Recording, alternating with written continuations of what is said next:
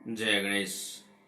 मैं पंडित दौलतराम सारस्वत आप सबका इस YouTube चैनल पर स्वागत करता हूं। भद्र योग पंच महापुरुष योग में दूसरा भद्र योग आता है। आज आपको भद्र योग से संबंधित बताऊंगा। भद्र योग बनता कैसे है और इसका फलादेश क्या है। मनुष्य की कुंडली में भद्र योग हो तो क्या देता है, किन भावों से और कौन सा ग्रह किस भाव में बैठने से भद्र योग का निर्माण होता है।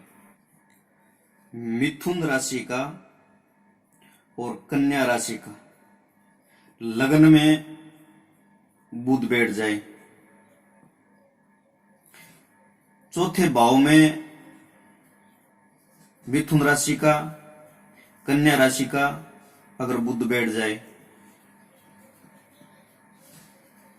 सातवें भाव में कन्या राशि का या मिथुन राशि का बुध अगर बैठ जाए, दसम भाव में मिथुन राशि का कन्या राशि का अगर बुध बैठ जाए तो ये भद्र योग का निर्माण करते हैं। भद्र योग का निर्माण होने से इसका फलादेश क्या होता है। इस योग में जन्म लेने वाला व्यक्ति सिंह के समान बलशाली, गज जैसी चाल, ऊंचा वक्षस्थल, दोनों बाहें लंबी होगी, दोनों भुजाएं वो लंबी होगी, कोमल उसका शरीर होगा, मुलायम रोम, उत्तम कपोल, और ये व्यक्ति योग का ज्ञाता होगा, लेखक भी होगा।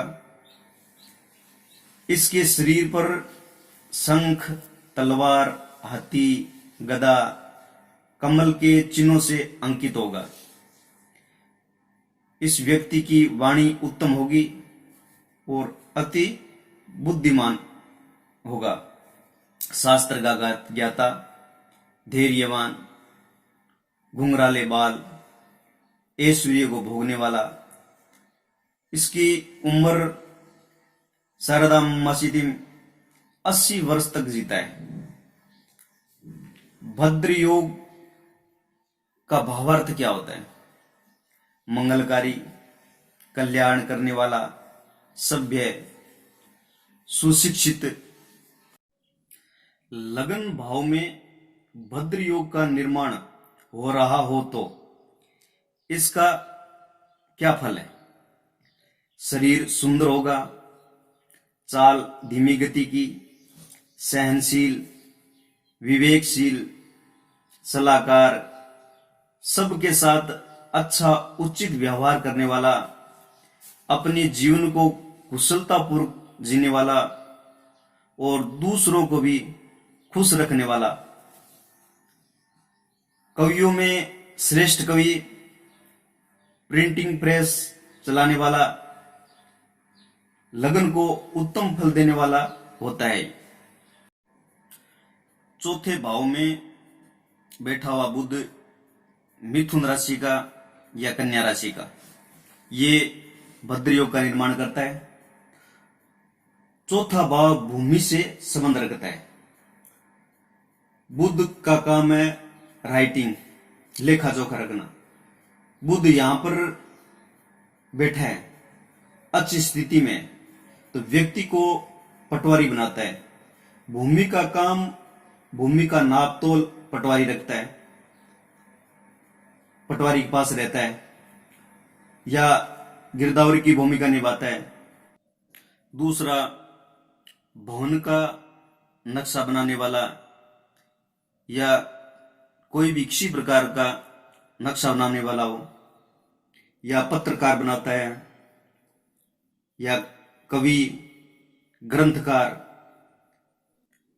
इत्यादि इस भाव के भद्र योग से संबंधित जान सकते हैं। सप्तम भाव में अगर भद्र योग का निर्माण हुआ हो तो सप्तम भाव व्यापार, साझेदारी का घर माना जाता है।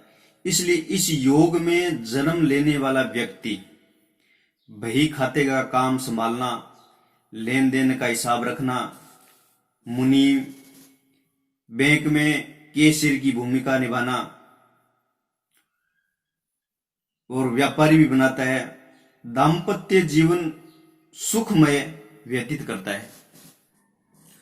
10वें भाव में भद्र योग का निर्माण हो रहा हो तो कर्म क्षेत्र की प्रधानता रखता है।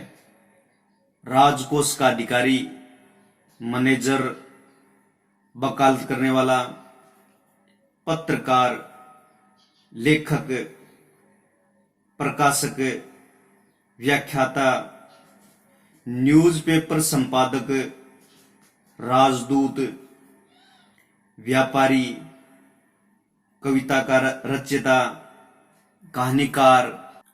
इस योग में जन्म लेने वाला व्यक्ति बहुत बड़ा शास्त्र का ज्ञाता होता है और बहुत बड़ा लेखक भी होता है।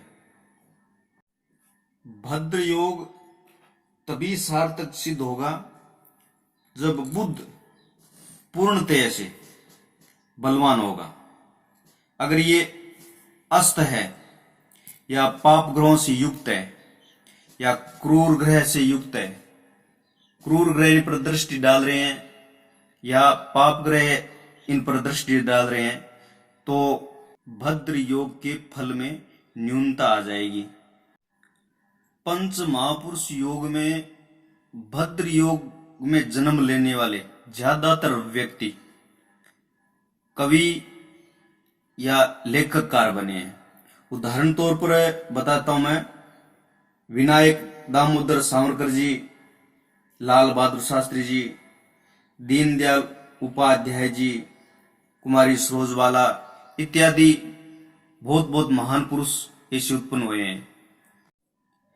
आपने अभी तक इस चैनल की सदस्यता नहीं ली है तो सब्सक्राइब पर ओके करें और बेल लाइक घंटी को दबाएं, ऑल लाइक कर देवें ताकि आने वाला वीडियो आप तक पहुंच सके। तो ज्यादा से ज्यादा इस वीडियो को शेयर कीजिए ताकि जो ज्योतिष प्रेमी है, ज्योतिष जानने का जिज्ञासु है, उस तक पहुंचे और वो ज्योतिष विद्या को ग्रहण कर सके। आज पंच महापुरुष योग में भद्र योग से संबंधित आप लोगों को जानकारी दी, तो यह जानकारी कैसी लगी इनबॉक्स में आकर अपनी राय जरूर व्यक्त करना। जय गणेश।